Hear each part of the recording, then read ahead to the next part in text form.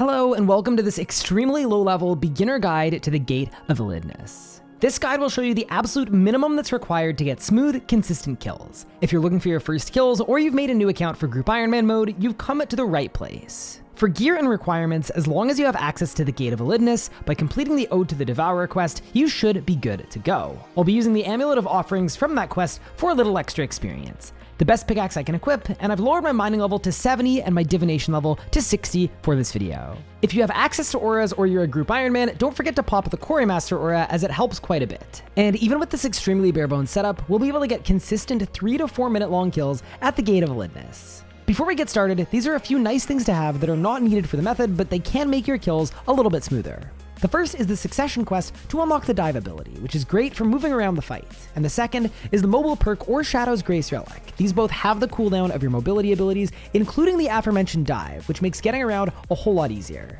With the introduction out of the way, let's get into the method.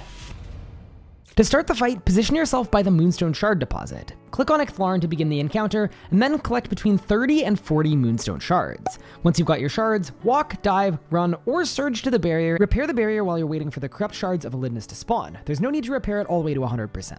Once the barrier is repaired, we're going north, beyond the barrier, to begin transmuting the Corrupt Shards of Elidinis. While we're beyond the barrier, the gate is going to send an area attack towards us. This is extremely easy to dodge, as the Shards of Elidinis have a size of 3 by 3. As long as you stand on any of the edges I've marked, all you have to do is walk 2 tiles to the other side of the same face to avoid the attack. If you're hit by this, you'll take about 2,000 damage, but it's also worth noting that if you take any damage from any of the area mechanics in this fight, this will heal the gate, which can make your kill a little less smooth. But more on that later. After you've transmuted the shards, the node will turn it from red to blue, which means we've made it out of the divination phase and into the mining phase. This is almost identical to the transmuting part, except this time you're swinging a pickaxe. If you want a little speed boost, you can also re-click on the node after every swing. This is going to reset your stamina bar, just like I'm doing here, which is going to improve your mining speed.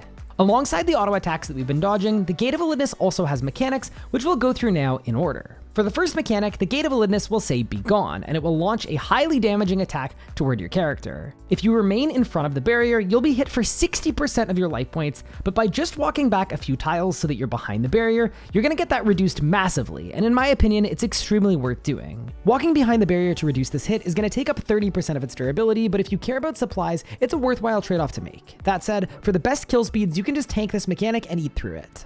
Once you finish off the first node, get to work on the second one in the exact same way as before, starting with divination and then into mining. It's worth noting here that if you need to eat food, doing so during the divination phase won't interrupt your action, but it will during the mining phase, which will slow you down. So during the divination phase, if you're lower on life points, that's a really good time to eat. For the second mechanic, the gate will say "Rot and Suffer," and then we'll highlight a random set of nodes with an area of effect attack. For this, you can dive, escape, or run out of this. It'll happen twice total back to back, and then you can resume working on your node. It's worth noting that each time you successfully dodge this attack, your mobility abilities will also be reset. So if you wanted to dive out, run in and do a little bit of mining, and then dive out again for the second one, you'd be able to do that. Next up, the gate will say "Children to me" and spawn a feline. As long as you've got Moonstone Shards on you, all you need to do is click on the feline twice to dispel it and continue the fight. If you're too slow, it's going to begin to heal the gate, which is once again not ideal and can mess up your kill a little later on. So definitely pay attention either to that chat message or have your game sounds on.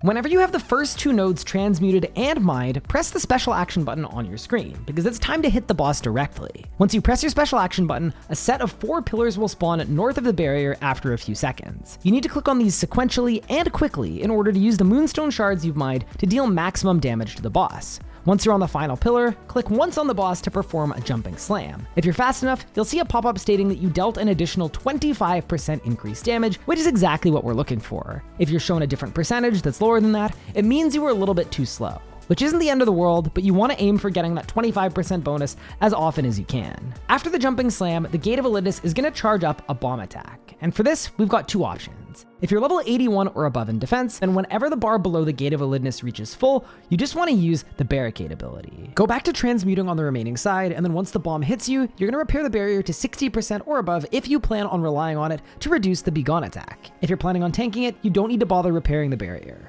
This is a great option if you're level 81 or above in defense, and you also have the persistent rage relic, because between kills it'll get your adrenaline back up to full, and you should be able to do this every single time. But in this video, we're gonna do it the way that doesn't have any requirements. And for that method, simply run, surge, or dive into the green circle by Ecthelion, which will heal you to full and block the massive bomb attack.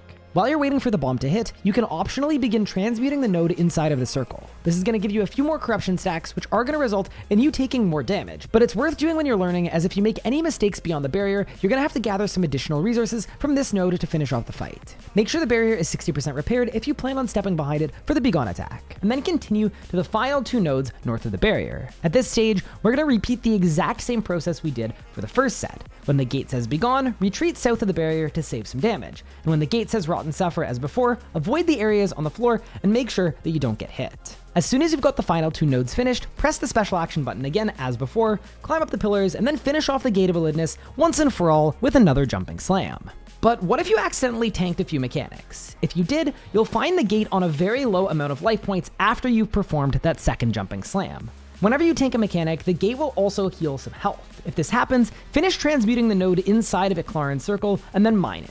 This time around, to finish off the boss, instead of using the special action button and doing another jumping slam, we're just going to run towards the gate and then click on the boss using our shards. Each shard from your invent will deal 2,500 damage, so collect enough shards to be able to deplete the boss's health. Once you've got enough shards, spam click them at the foot of the Gate of Elidinis, and you'll finish off the boss once and for all. And that's it. This is a super easy, extremely low requirements, and low supply usage method to take on the Gate of Elidinis. And it's the method I will personally be using for Group Ironman mode in order to rush the rewards from the gate as early as possible. If this video was at all helpful, feel free to leave a like and subscribe to the channel for more videos, tips, and guides. With that said, thank you all so much for watching. I really do appreciate it, and I will see you very soon for the next one.